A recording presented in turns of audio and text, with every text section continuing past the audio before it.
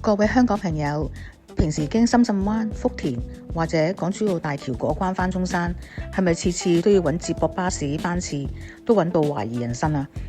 幾間巴士公司各有個小程式，下下都要彈出彈入，對比時間同上客點，睇到眼花繚亂，分分鐘揾得嚟班車都走埋啦，真係搞到人都好癲啊！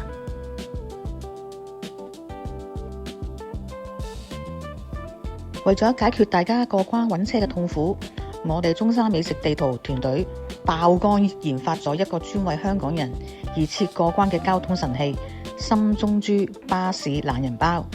重點係免安裝，即開即用，一個網頁幫你搞掂晒各大口岸來回中山嘅巴士資訊。你想由深圳口岸定珠海口岸出發，去中山邊個站？撳兩下，所有營辦商嘅最新班次清清楚楚列晒出嚟，一眼睇晒邊班車最快開。去到口岸唔識行去上車點？唔緊要，見到站點旁邊呢個高德地圖 icon 未？撳落去，一鍵跳轉導航，帶埋你行過去，路痴都絕對唔怕行錯路啊！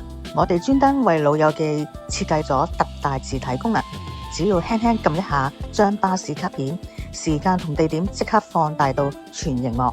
阿爸阿媽唔帶老翻嘅都睇得一清二楚啊！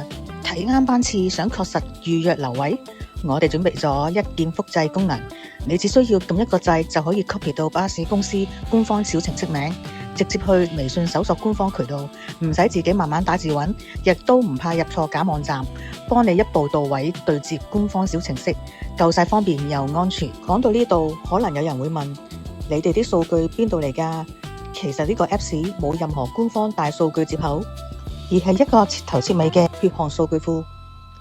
我哋團隊每晚捱夜，逐條口岸路線、逐個站點、逐個時間表咁人肉幫大家核對同輸入。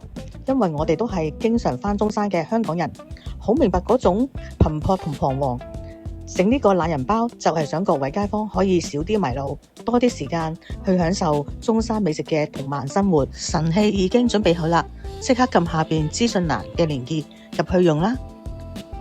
咁以後過關返中山，撳個掣就查到車，好似平時開 Apps 咁方便㗎啦。